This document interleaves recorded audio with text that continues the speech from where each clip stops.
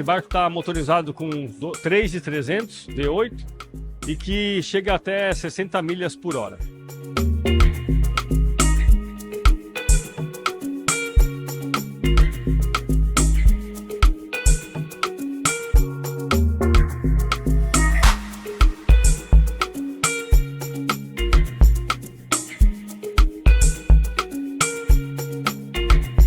Ó, Humberto H-Tech, tá aqui nos Estados Unidos também, é bom encontrar com ele.